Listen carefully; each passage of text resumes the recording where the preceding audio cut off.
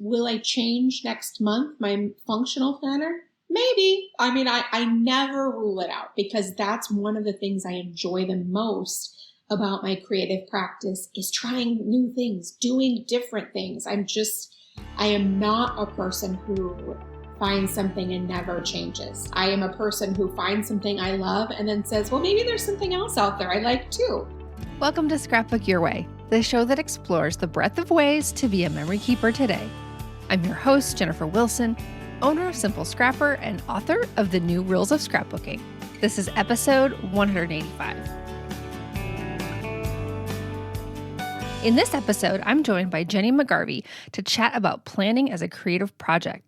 Our conversation includes both functional and memory planning, along with a genuine celebration of doing things your way. Hey, Jennie, welcome to Scrapbook Your Way. Thanks for having me. Yes, I am excited about our conversation. Can you start by sharing a little bit about yourself? Sure. I am a mom of 3 boys, 2 of which are in college and 1 just started high school last week, and a husband. I live in Southern California. I've been paper crafting since middle school, but in this more, just the more modern way since 2011. Actually before that, but 2011 is when I decided to get online.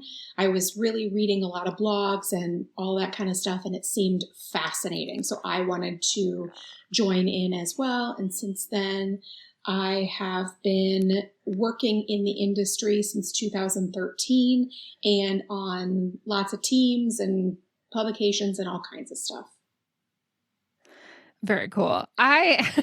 We're going to get into a little bit of our history here in a little bit, but I just love kind of the origin stories that we have and how particularly this new online world either kind of recaptured people's interests or captured it for the first time, because all of a sudden you start poking around and you realize there's just so much information and so many people doing all these fun things that you didn't even know was there happening behind your screen. Oh, for sure. And I think that I'm really grateful for it because not only, the sense of community and getting to know people, but then also this thought process of before, it was really about I was enjoying the products and I was also creating things that I enjoyed, but I wasn't thinking about it in the same way. I think that being online and being open up to so many different schools of thought, it's okay to just create because you want to, and if the results are, you like them, great. And if not, that's okay too. So it's been such a wonderful journey over all of these years. Mm-hmm. I love hearing that. So what's exciting you right now inside of memory keeping and the broader paper crafting world? I think that there are people, I guess what's really exciting me right now is the willingness to try new things. I feel like I've been memory planning since 2016, and it was sort of, I don't want to say like a lonely space, but there were not many people doing it. And thanks to Heidi Swap in the past year and a half, we've really seen this explosion of people getting more interested, being more open to it, being more open to seeing things in different ways. And also for the exact same thing that I just talked about, which was that people are so much more willing now to just allow people to be creative for creativity's sake. And that's just really exciting me because I think documenting is amazing and storytelling is amazing too. But I don't think it has to be for, this is going to be for my family 100 years from now. It can just be for you right now, and that's okay. Oh, I love that. One thing that's interesting about the Heidi Swap products is just seeing her evolution of, I don't know how to say this. I feel like she could tell that there's something here and I just need to keep trying to get it right, because she was doing the original storyline pages, which were like simple scrapbook pages. And then there were like bound planners and ring planners. And then, okay, no, people want like sewn bound. Let's keep it really flat. And now she's just exploded with, different products. And I think it really allowed memory planning to reach an even wider audience. Oh, for sure. Because I think that that's one of the beautiful things about Heidi and the evolution, right? Is that she's, like you just said, she's not afraid to try new things. And if they don't work, that's okay. Like she'll have another idea right behind that. So I think that's been so cool. And memory planning is genuinely, I feel like, is such a accessible project for anybody. And I have an answer for anybody who says, oh, I don't do anything. No, Paul, what about these ideas? Because I promise your daily life is far more interesting than you give yourself credit for.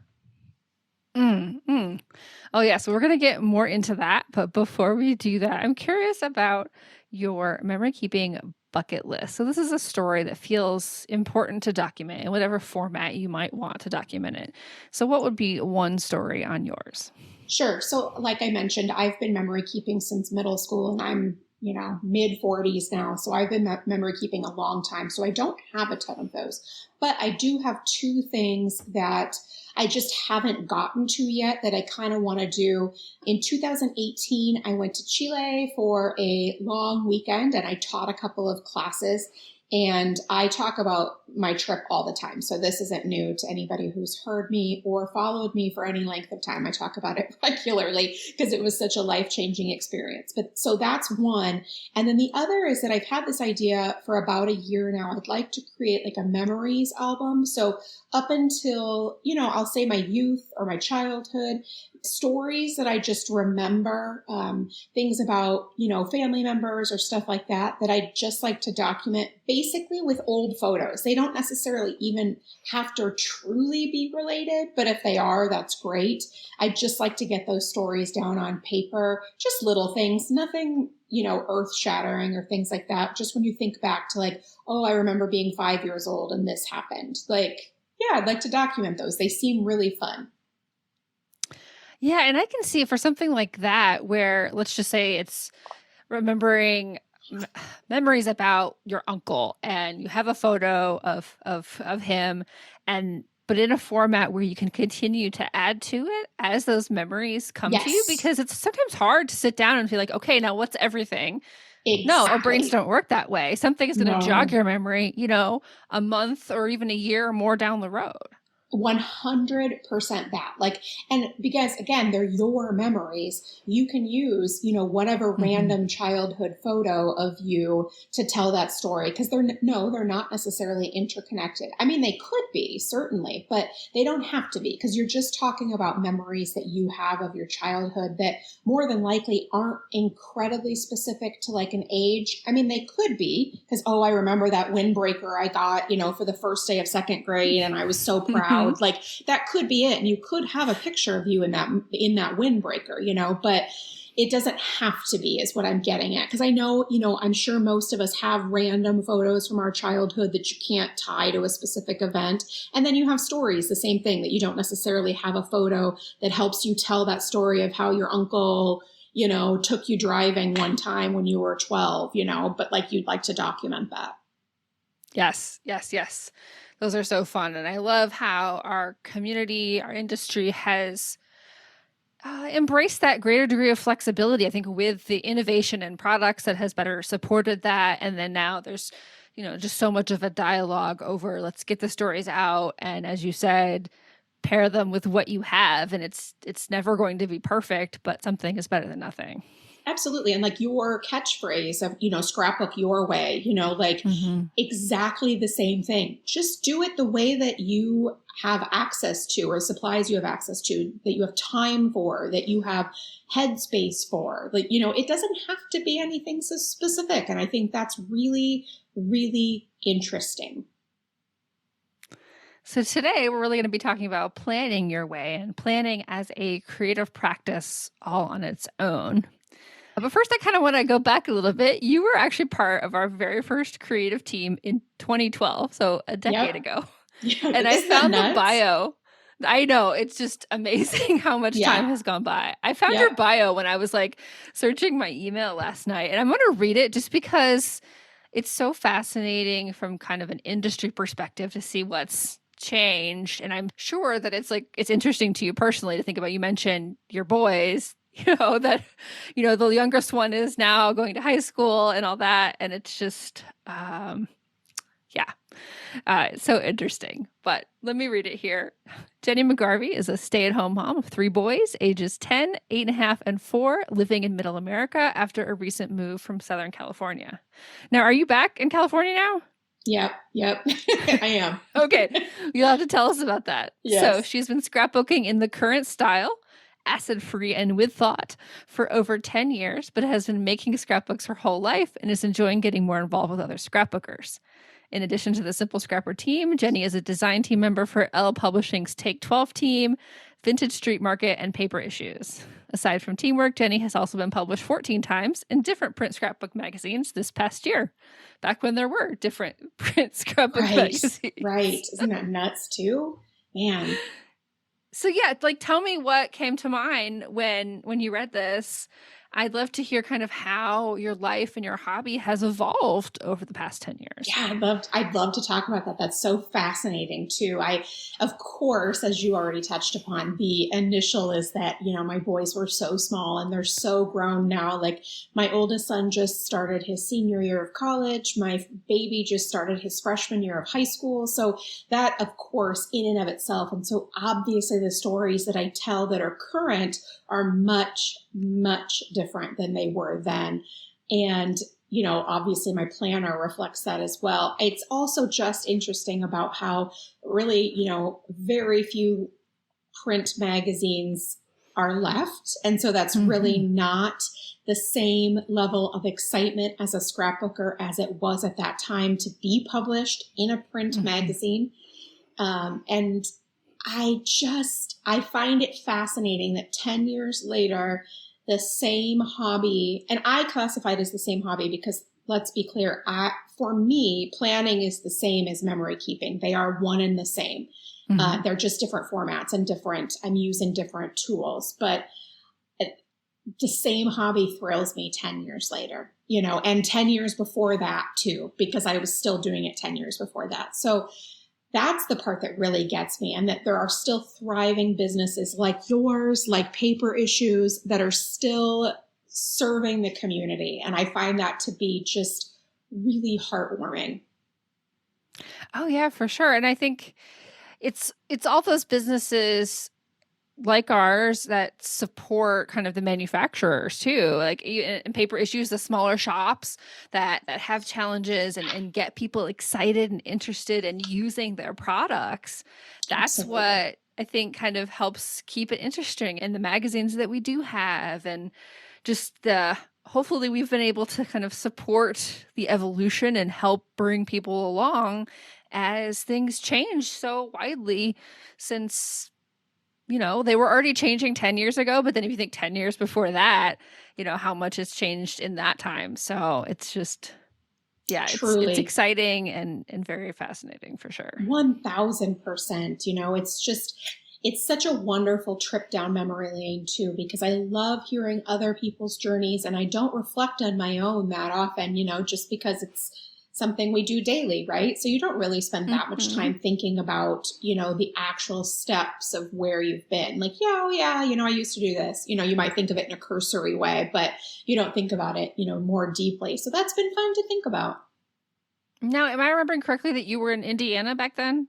I was, yeah. So my husband works for Toyota and he has worked for them since we graduated from college. And so we've moved all over the country. And we lived in southwestern Indiana for 2.5 years. And we had moved here from Southern California. And then we moved back to Southern California. Like we live in the exact same neighborhood we lived in before. We missed it terribly. And so we came back. And yeah, we've happily been back here for 8 years. So. Yeah, it would be an understatement to say those are two very different places. Yes, they are vastly different. However, we grew up and went to college in Iowa. And so Indiana wasn't, I don't know, it wasn't that different from Iowa. I mean, it was, but it wasn't, all. At least you knew what to expect a little bit. Absolutely. It wasn't the culture shock like when we lived in New Jersey. It was a huge culture shock from Iowa to New Jersey. So, yeah. Oh, gosh. Yes. Yes, absolutely. Mm-hmm. So when I was thinking about having you on the show, I knew I wanted to talk about what you're doing with planning, and both this there's kind of two different worlds. There's people who are using functional planning as in what am I going to do next and making that decorative, and then also memory planning where you're reflecting back, whether it's immediately or even a little bit further, on what you've actually done. So I'm curious how you got interested in this. You said you've been doing it since 2016. How did that evolve from just making scrapbook pages to bringing planners into your creativity? Sure, absolutely. So in 2014, I bought a planner. I bought an Erin Condren planner because I don't remember where I saw it, but I saw it somewhere. And it was fascinating to me because my brain loved the layout, the vertical layout, like that you started at the top of the day with the morning and you ended the day. And for me, that was very different than the traditional horizontal planners that you saw at, Target or wherever. My brain never got with that, but the vertical planners. So I purchased this, and for a long time, meaning several months, I just wrote with pen and that was it. I had 3 school-age kids that had multiple sports each. I was everywhere all at once. I had all kinds of pickup times. I had all kinds of practices. I had all kinds of stuff. Like I literally needed it for my sanity. And yes, I could use my phone, but then I couldn't add like, oh, stop by and buy milk and bananas or those types of things. And so one planner having all of that information was just absolutely perfect. And then the planner community exploded right about that exact same time. And that's when people were really starting to form communities and buy products like they were scrapbooking. But I learned right away that scrapbookers didn't like planning and planners didn't like scrapbooking. And so they were two totally different audiences. And maybe I shouldn't say didn't like, but didn't understand.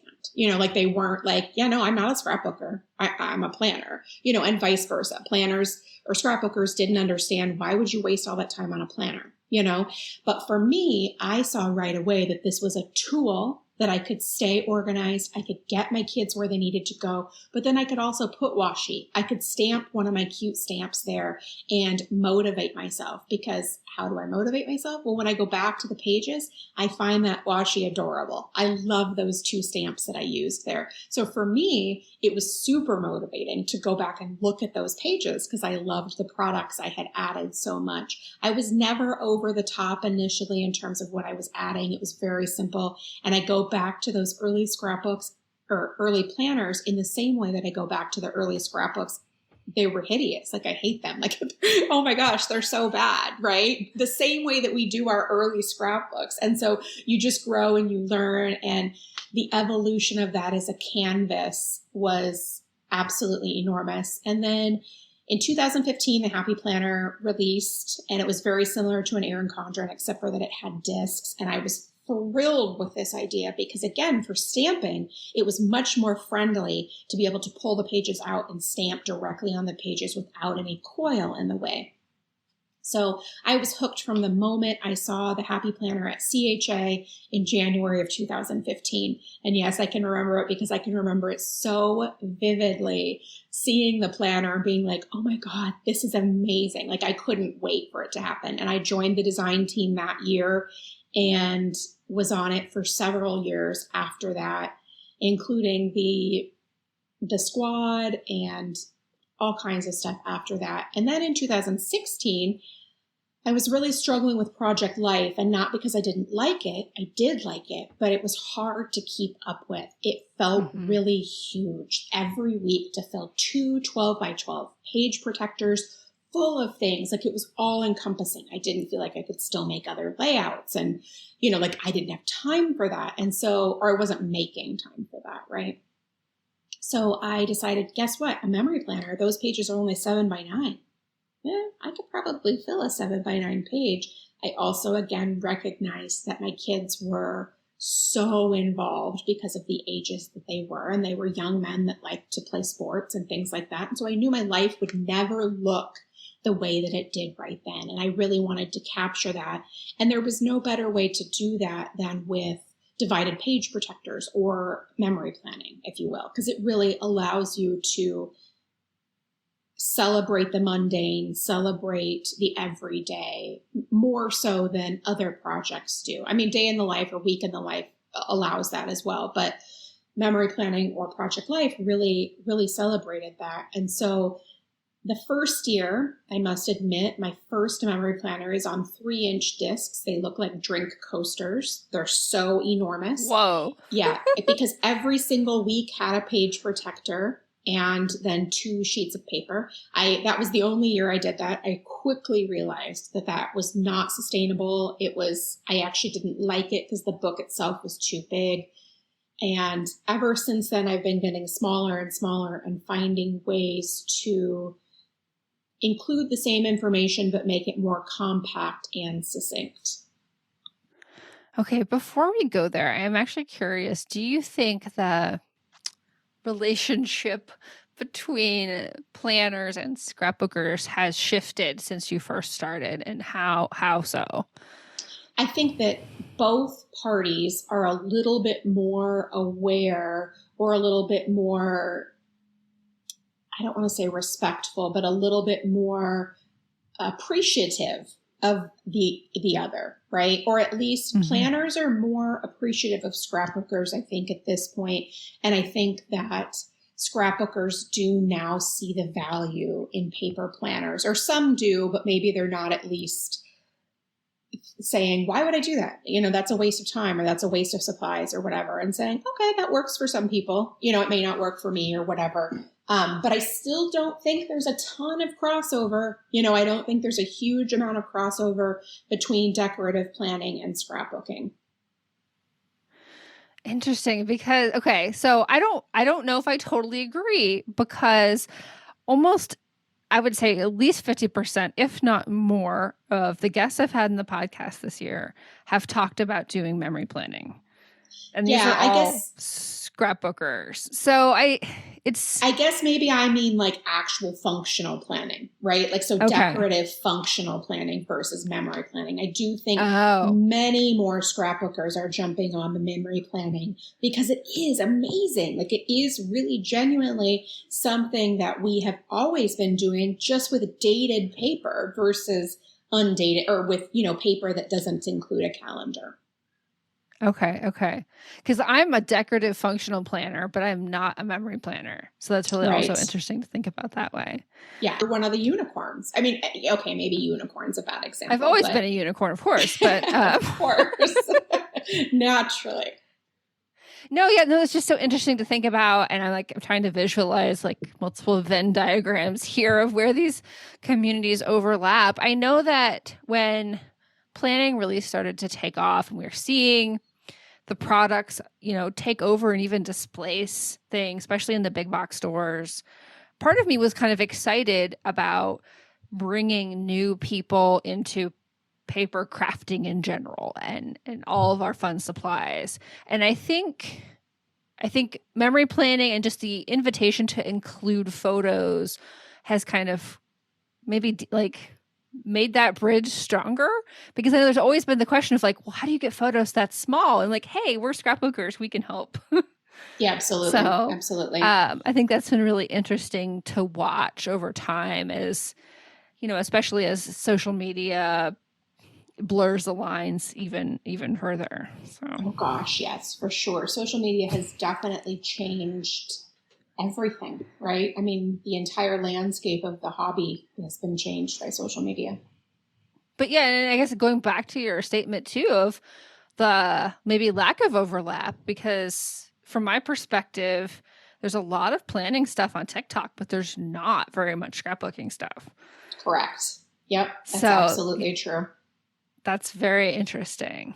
Yeah. Wow. Okay. I mean, we could go down that rabbit hole for a while, but let's talk specifically about you and what you are using right now. So can you run us through the planners you're using, the types of planning you're doing, and kind of what roles and functions those have? Yeah, absolutely. So as a planner, or as using a dated book that has paper and those types of things, because again, for me, the lines are very blurry for memory keeping and planning, because I think that there's sort of this scale of what I do, right? So 1 is a functional planner, 10 is 8.5 by 11 scrapbook pages, and so then they all fall on this continuum, but I really consider them to all be very similar in and of themselves. But so I always use some sort of functional planner where I can write everything down, the things I've already talked about.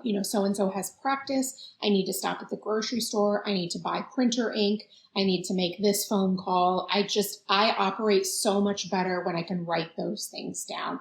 And then it's also a creative practice for me as well, getting to use cute markers, getting to use pens that I like, getting to use a swatch of washi that I have in my stash that otherwise it's just going to languish, there forever because, I love washi. It's amazing, but a person can only use so much. So a functional planner is always amazing. I'm currently using a hemlock and oak. I'm using a daily planner. I have come into loving daily and loving bound. But what I will say about that is that I'm equal opportunity. I love so many planners, and that's how I've gotten to kind of this space. Previously I was using a disc bound, classic size, happy planner, or a planner in the same structure. I like the vertical. I like those types of things. Then happy planners, paper quality has really decreased, and that wasn't for me because I had really heavy handwriting, and so I was having a lot of ghosting and bleeding. I stamp a lot. I was having a lot of ghosting and bleeding in my stamping, and so I needed to switch paper. I did go to an Erin Condren bound, but the problem is that I like to experiment. I like to change things. I like to use different planners. And so I was really having a hard time because I also like at the end of the year to have one planner that sits on my shelf and that says, this was 2022. This is where I went. This is what I bought. This is who I saw. And when I allow myself to change a planner every 2 months, I don't have that. I then have 5 or 6 planners on a shelf, which I don't like because I am ultimately sort of a minimalist at heart. And so what I decided was that, I promise this as a point, that I was going to allow myself to do both. So I am now currently using one 12-month planner that I'm using, the Cocoa Daisy Minimalist Collection Classic Vertical Inserts. So it looks like a happy planner, but it's using Cocoa Daisy's planner insert paper, which is beautiful. It's just absolutely gorgeous. It's thick enough. It's pretty. It's lovely. The inserts are very, very neutral. So I can add anything I want to them and it matches and it looks fantastic. And then I am using my memory planner. I'm currently using Heidi Swapp Storyline Chapter inserts. I took a chance. The first half of the year I used a Cocoa Daisy planner and I loved it. I love the layout. I love everything about it, but I just love bound planners right now. So those Heidi Swapp inserts were perfect because they're little bound booklets. They're succinct. They're compact. They go in this really beautiful binder that she sells that you can add the inserts to and it can sit on the shelf and it looks beautiful. So those 3 things are my main planners. Will I change next month my functional planner? Maybe. I mean, I never rule it out because that's one of the things I enjoy the most about my creative practice is trying new things, doing different things. I am not a person who finds something and never changes. I am a person who finds something I love and then says, well, maybe there's something else out there I like too. And so I buy that as well. But for me, I suspect you're not alone in that. Yeah, it's just personality there's joy trait in that. Absolutely. There's joy in that. And I have decided that I'm going, instead of feeling ashamed or not embarrassed, but ashamed and like, oh, well, I switched again. Like, no, I switched again. I love it. I love this one too. Like, and here are the reasons I love it. And these are the things that I wish were a little different. I mean, so could I have planner piece? Absolutely. I mean, a vertical classic happy planner works great. Like I don't need anything different. I like to try all the things. Well, I think in your solution, you've kind of, if you compare it to scrapbooking and memory keeping, when Project Life came out, many people chose to have both a Project Life album and albums that contain layouts in whatever way they decided to organize those. But they really felt like they were two separate things. Like one is this, very immediate documentation, and one is the stories that you want to tell. And it sounds like you kind of have divided the way you look at your memory, your planning in the same way. 100%. Absolutely. Yeah. And just decided to embrace it versus say, oh no, that's too much. You know what? Lots about me and my crafting is too much, but I decided to just embrace that anyway, and not be, oh no, I could be a little bit less. Nope. I'm just going to love it all, and that's okay. There's a Dolly Parton audio that's going around right now on Reels and TikTok that I think is perfect for that. So about just like being extra and being too much. Less is not good. More is more. Right, exactly. And it's one of those things that the hobby brings me such joy, and I get such enjoyment out of it. And if I can, why would I try to damper that? Why not just really enjoy it? Because I am telling stories, I am documenting memories, and I'm getting to the places I need to be on time. So, I think it's all great. Yes. Well, I think something about, I feel the same way that you do about vertical, in that it helps me see kind of where I have space in the day. Agreed. And it also helps me be more on time, because I can put in time for prep. Like, okay, even if we have to be here at this time, that means we need to start getting ready, at this time, which might be an hour earlier or even more. Right. So, exactly. You can kind of block things out a little bit better. Particularly right now, we're in the, my daughter's 11 and she's playing middle school softball. And so our schedule is totally nuts every single day. Yeah, no, and I feel that so much. I feel that just to the core of who I am. And so, like you just said, knowing, okay, is all the stuff clean?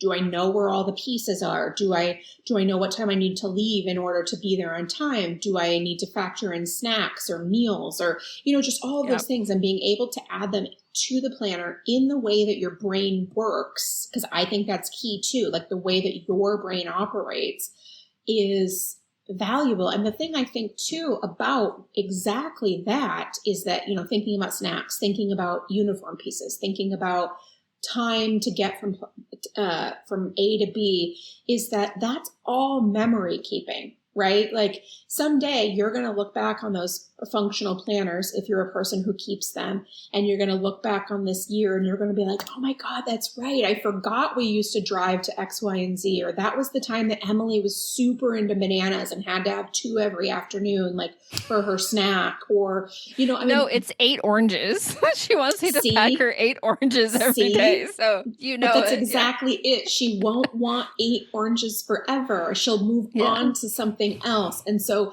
those little moments are the things that we forget, but the planner allows us. So yes, you might make a scrapbook layout about that, certainly, but you also might refer back to your planner when oranges are on the grocery list again, oh my God, I need to get oranges at Costco because I literally can't keep up with the orange consumption, and so it seems crazy to me, but I realized what a documentation tool that is. Like, even pickup times in the planner, right? Like our friend used to drive our kids to school, and I used to pick our kids up from school. And so I had to have pickup times in my planner because I would go, at this time for this kid and that time for that kid. And I don't do that anymore, but that's such a minute story that I wouldn't have told in the scrapbook layout. I wasn't going to tell us write about driving to school multiple times, but in my planner, that's still there. So do you feel that memory keeping through your planning has helped you feel more caught up in that broad sense of what we as scrapbookers and memory keepers think of as caught up? I think so, because no matter what, between that and my phone, I basically have every day, not every day. That's, there are some weekends, for example, that nothing gets written down just because nothing gets written down, right? Like they're just sort of random days. But absolutely, I can go back, and between the photos I took, looking in my iPhone photo storage. And looking back on the planner, I can tell you so much about what was going on just by the lists that I made, the appointments that I wrote down, and then the corresponding photos of random pet photos, random things growing in the yard, just all kinds of things like that. Absolutely. I mean, if I never memory kept anymore, I feel like my planner and my memory planner would be enough. It's not enough for me in my creative pursuits, but in terms of memory keeping and documenting our life, it would be enough. I feel the same way about my photo book. So I've been doing I'm on my second year of doing a Lightroom photo book. I actually had a failed attempt in 2020, but I did one last year. And I feel like if I was only going to do one thing because I had to for some reason, that's what I would do, because it would be enough for me. Because it is very much, pop in, add the photo, jot some things down, move on. And it's, it doesn't have a creative outlet for me. And so I would miss that, but I would have to find another outlet for it. For me, it would probably be painting if there was no, other scrapbook supplies or things like that. So I really appreciate that, and how we all have to figure out what function is this serving for you. And it's okay to kind of shuffle things around as your life evolves. Absolutely. Because, I mean, again, like a large part of it is that, these practices partially are, work for me as well as creative pursuits, right? So there's that, but then there's also that I recognize that nobody can do it all. Nobody is able to do all of these things that they want to do. Okay, actually, I should back up. There are probably people that are able to. But for me, like, I have 12 projects I'd love to be doing in terms of documenting memory keeping. And I've just learned I'm just not able to do it. Like this year, I started like 3 additional journals and, inserts and things like that. And I just was not able to keep up with them because it is a lot. But if I'm documenting in my planner the movies I watched, the books that I read, all of those things, well, maybe I didn't get to a specific, traveler's notebook insert that I wanted to document my reading this year, but I did write it down in my planner, like, oh, today I finished this book. So, it definitely serves that purpose. So what tools or supplies are always right in front of you? I'd love to kind of transition to here to some more of the practical basics. Absolutely. And what's really your favorite thing that you absolutely you love to work with? Like I always get really excited about highlighters, but what's your favorite thing too? I was so again, just like planners, I really cycle in and out of materials as well, or tools as well. And so, but I think first and foremost, it's always a good black pen. I shift between various ones that I have that I like. I'm currently using a Sharpie, like a felt tip pen, not a Sharpie gel pen as my current, because my handwriting is really big and it's really heavy. And so for a long time I used Papermate flares, but they're even thicker. And so they just made it even more obnoxious, if you will. So now this seems to fit a little bit better. So between a really good black pen, a mild liner, specifically, I really like mild liners because I like the colors that they offer, and the Zig clean color dot markers. If I just had a pen and a clean color dot marker, I could make any piece of paper my daily planner. Basically, those are the things that really genuinely do it for me. But the mild liners are so versatile. I can do so many things with those. So those really, they just make me happy. They just make me happy in my planning and that sort of stuff. Yes. I totally agree on that. Yeah. I mean, I love to stamp. I add the stamping, I stamp all the time, but I get it. That's a couple of extra steps, but you give me those 3 pens and I'm all right. I can do whatever. Well, and I think that also hopefully shows that there can be a low barrier to entry. You probably have the things that you need to get started, or even just to play around, grab a piece of paper, draw some lines, just, start playing with boxes, just play and kind of try to mimic what you're seeing on YouTube or Instagram or TikTok, and see what you like, and then pick quote unquote real supplies, a planner, and real tools from there. But use what you have in your 1,000%. drawer or grab it from your kids. Absolutely. I just stole some of my daughter's mild liners because she wasn't using them. Absolutely. Or, build a couple of dollars into the budget every week. And then when you go to Target, you can pick up a pack of mild liners and see because again, I understand that, I'm sure you have, it's cost is always something we talk about, right? So maybe don't always have the extra budget to go and buy a package of, markers you're not sure you're going to love or whatever. But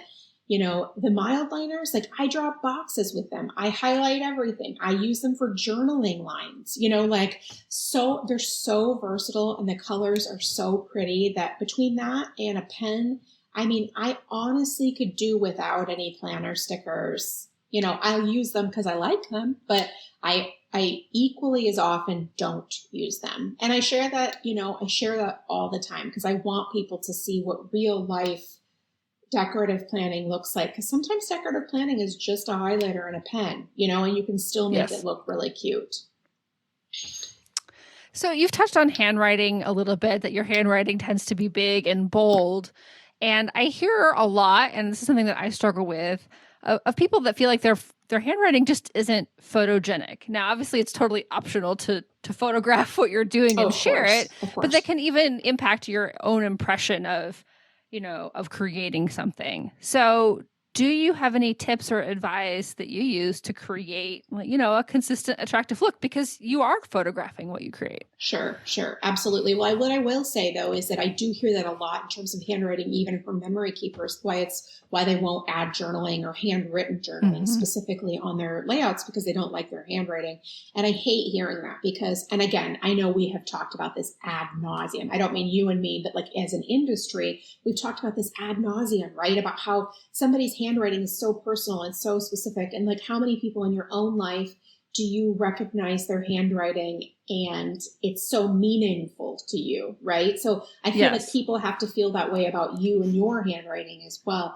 I think that, so in college, my freshman year, my college roommate had the most gorgeous handwriting, like seriously stunning handwriting. And I loved it so much. And so I went to college in the late 90s. So I had plenty of time in note writing. And so I just started trying to write like her. Now, does my handwriting look like hers? Nope. It's my own. But it was that I took hers as sort of like a model, like, oh, okay, let me try to make this like that. And like, I just did it over and over and over again. I think that's one of the things that we all want instant gratification for. Oh, I want to pick up this brush lettering pen and I want to be great at brush lettering. Yeah, it's just so not how it works. Like you can buy the class, go ahead, buy the class, but you really have to practice. You have to make yourself better at it.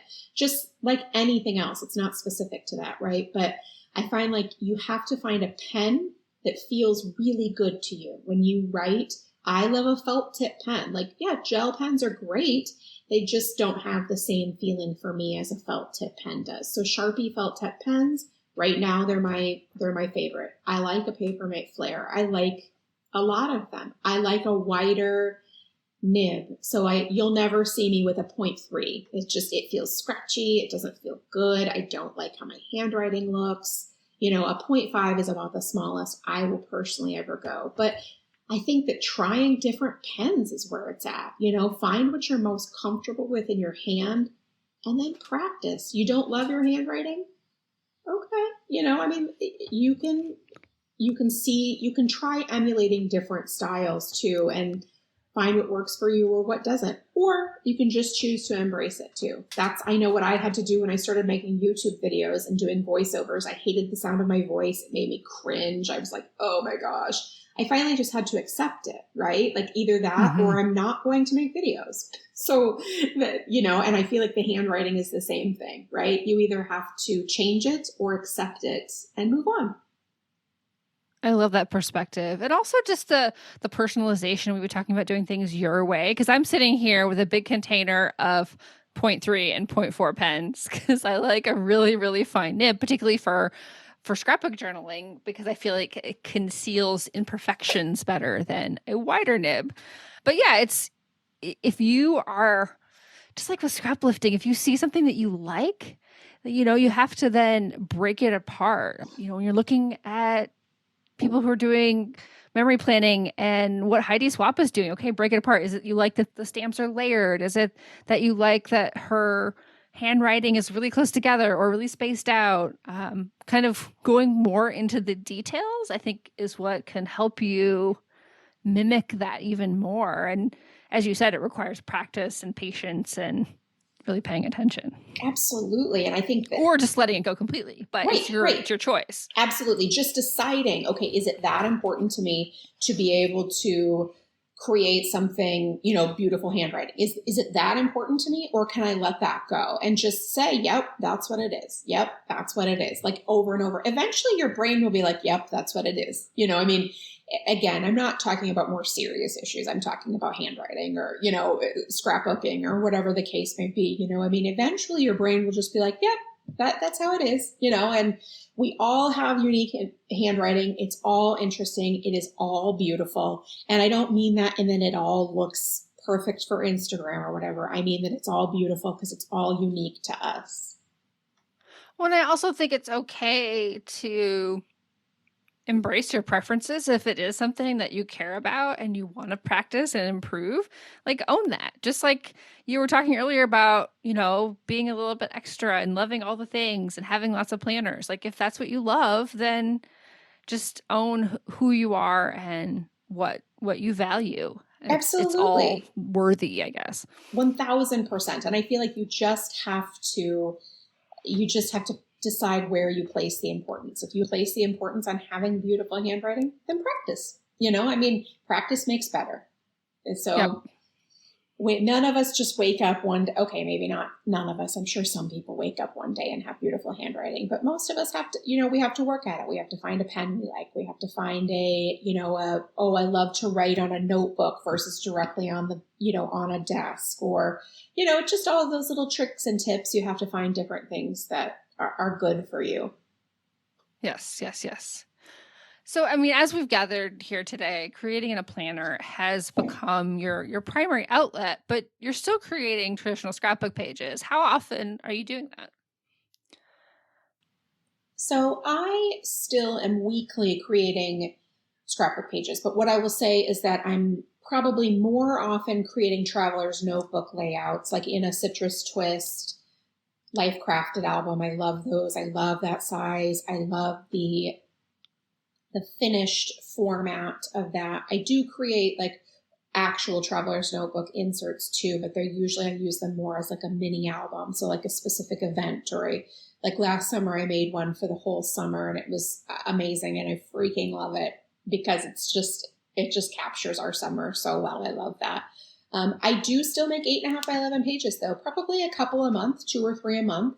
It's not my primary focus, but I do make them. And I have finally broken down sort of my thought process and all these things. It took a long time because I do have so many formats of memory keeping that I do. It's actually sort of absurd, but I have decided that those are the stories. Those are the birthday parties. Those are the new cars. Those are the, all of those things. Those are the events, right? Like, this is my traveler's notebook or the Life Crafted layouts. Those are the small stories. Those are the stories of, I just made one the other day about my hanging succulents in the backyard. In the spring, they flower. And I just find that so fascinating.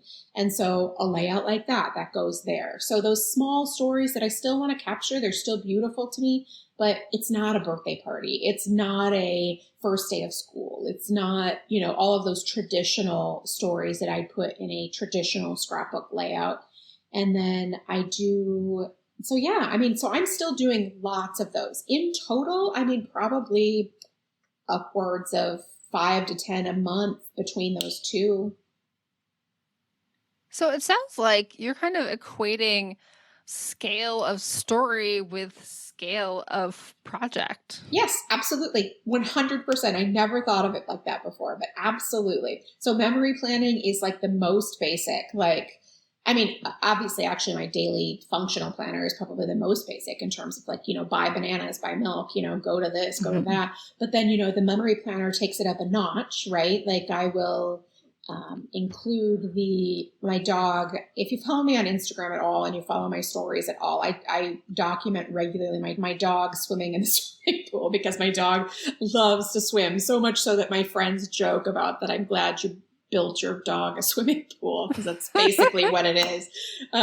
So in my memory planner, it'll be things like, oh, look, the dog's in the pool again, or look, here's this flower is, blooming, or X, Y, and Z happened, just ordinary normal life things. And then my traveler's notebook layouts are extensions of those stories that I want to break that story out and talk about it a little bit more. So for example, I'm sure that those blooming succulents, I'm sure they were probably in my memory planner. I don't remember specifically, but I'm sure they were probably in my memory planner. But then I wanted to break it out further because I find it so beautiful and so fascinating. And I spent the first 22 years of my life in Iowa. And so having blooming succulents in my yard in February is just mind blowing, right? Like still, 24 years later, I'm still mind blown that I have succulents that flower in February in my backyard, Yeah, I had a little bit of like a mind disconnect with wait,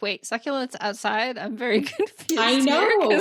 We don't do that in Illinois. Right. And, again, there's still a part of me that relates to that so much. Like I go outside and I look at my lemon tree and the lemons growing on it, and it still like blows my mind because to me, that's still just not normal. Cornfields are normal. Soybeans are normal, like totally. Yeah. Those are the things that still feel normal to me, despite the fact that I've lived in Southern California for, a lot of years now. So yeah. And then the bigger scrapbook pages, the traditional scrapbook pages typically tell bigger stories. They typically, sometimes I can't help myself. I still scrapbook a picture of my dog jumping in the pool.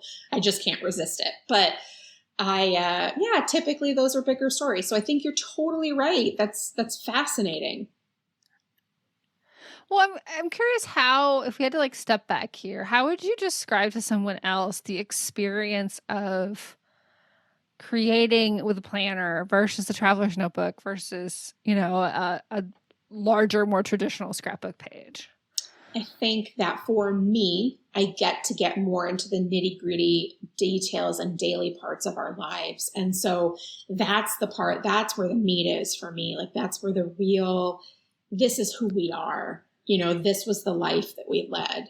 And that really genuinely brings me such tremendous joy and such tremendous feeling, like I really feel like, yeah, this is who we are. This is how we lived. This is where we lived. This is versus just like the pretty picture of us on vacation that we took at the top of, a mountain hike or whatever.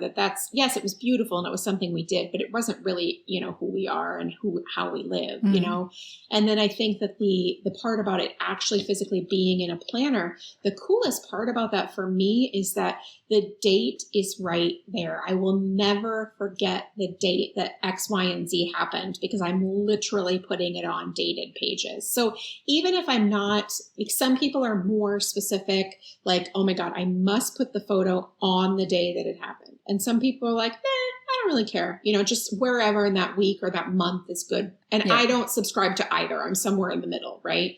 And so for me, even that level, that micro level, years later is so beautiful because I've been doing this for so long. 2016 was my first full year in a memory planner.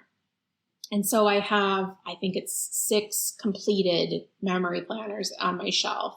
And I look back on several years ago and that micro level of knowing, oh, the week of February 14th, we did this, we did that. This is what this looked like.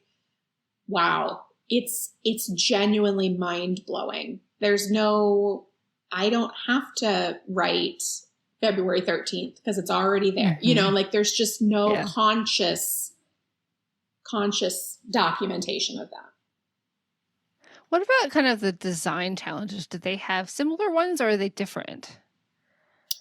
I use the same, I'm sure people who watch my videos regularly get sick of me talking about it, but I use the same design principles from scrapbooking that I do in memory planning. And I talk about them and I explain them as fully as I can while I'm focused, because I tend to be a little all over the place. It's just part of who I am. Like I'm easily distracted, but I still use the visual triangle. I use it every week in both my regular planning, like a weekly functional layout. I'll put 3 decorative elements that you could, tie together in a visual triangle, or I'll use 3 elements in a cluster, maybe 5, if I'm feeling spicy, but because, that's what your eye likes to see. That's visually appealing, and so to me, it's not any different, because I consider like the lines in a planner as guidelines. They're suggestions, they're not hard and fast rules. Well, and I think that sometimes I know I'm attracted to planners that have lighter lines because of that. The ones with like really dark lines, sometimes I find intimidating because I feel more, restricted, that I need to stay in the lines because they're so, they're bold and they're shouting at me. Yeah, I can understand that. And I feel that same way, but because I feel like they interfere with the decor, right? So I love to put a cluster in between Tuesday and Wednesday where it straddles both days. And so if you have a really dark line, that just kind of annoys me, because then like, well, you're intruding upon my cluster, that I don't need you there. I don't need you to be really dark. A nice little light gray line is perfect. Yes. So how would you recommend someone getting started with either adding creative elements to their existing functional planner or starting a memory planner? So I think that there's sort of 2, like if you're going to start decorating, you're like, oh yeah, that's a great idea. I would love to add some washi to my functional planner, or, a couple of stamps, or, whatever the case may be there. I think that that's exactly what you do. You think about it as a scrapbook layout, and you say, okay, you know what? I want to start this washi as the basis of my layout. I love this polka dot washi. It's got pink and gray polka dots on a white background, even though that really probably isn't very attractive, but you get what I'm saying. And so how can I build upon that, right? Like, okay, I'm going to start there. And then, all right, I'm going to, I have these really cute lawn fawn stamps, and they're, a couple of little unicorns. I'm going to stamp those couple of little unicorns on there too, because I know that like Saturday afternoons are pretty chill for me. I don't have a ton of plans usually on Saturday afternoons. So I'm going to stamp those unicorns there. That's how, for me, I always start functional planning when I add decorative elements, is that I think about the days that are less busy for me, the days that I don't include as much on my planner. And that's where I put my decoration. Because if I know Wednesday is slammed and I need the whole day to document, well, I'm not gonna add a functional or a decorative element there. I need all the function I can get, right? And so adding a couple of stamps you already had in your stash, or stickers. I mean, stickers or stamps that could be interchangeable, certainly, but they're just great ways to use some of those supplies in your planner and coordinate them the same way you would on a scrapbook layout. And then for memory planning, honestly, I start with my photos. The photos they're the main part. And then I put those down in a pleasing way and then move around from there. But everybody has to do it the way that makes sense to their brain, right? The same way for everything else. So like I still include appointments and activities in my memory planner. I won't always, because I won't always have as many as I do. And that makes me a little sad, of course, honestly, or wistful, or it's bittersweet, or whatever the case may be. But sure, yeah. Because it's great too, right? But it's and not everybody does that. I'm actually pretty unique in that. Most people are memory planning just with photos and decoration and journaling. I still add those things because, like I said, I'm true to why I started. And I started because this season of our life looked very different than any season was going to look. And I wanted to really heavily document that season of our life. So the one that I knew we would forget, because, you're just so busy and things are so chaotic. And those are the memories I think that you don't even have time to commit them to memory, right? Because you're just trying to get through the day. So, but yeah, I think you start with photos. I think you start with your surroundings for your memory planner, honestly, because I think that that's the beauty of a memory planner, is that it's really genuinely capturing the life that you're living. Oh, I love that. What a thoughtful point to end on. Jennie, this has been such a fun conversation. I'm always excited when I have planner conversations here on the podcast, just because it's something that I've found planner piece many times, just like you have, and I will probably find it many times again. And I'm loving playing in my planner, and I'm just, excited to share these additional perspectives with our audience. Yeah, me too. It's wonderful. Thank you for having me. Can you share where we can find you online? Anything that you have new or coming up later this year? Yeah. So as always, I'm on Instagram and I share lots of personal stuff in my stories. On YouTube, I make, as many videos as I feel like. And that sounds so random, but it ebbs and it flows. And then I recently, in the late spring, had a class with Coco Daisy about memory planning. So if you're interested in learning, it was a really in-depth, we launched it in May. I'm sorry, not March. It ran through May. We had lots of amazing contributors, tons of videos. And I say that because if you're sort of on the fence about memory planning, it is a really detailed look at how to start, how to lay it out, how to use supplies, stamps, stickers. I mean, the whole thing. It's an amazing class. I did that with Rachel Newman, who is a good friend of mine. We worked on that together. And then I also have I participated in Studio Calico's sketch class this summer. I am working on a sketch class for Coco Daisy in the fall, and that should be really fun as well. There'll be lots of videos and lots of exciting content. And then I also have another planner class coming up that your audience very well may be interested in that will be launching in December, but we'll start selling it in September, that I'm very excited about. And I will definitely share online more about that as that comes to fruition.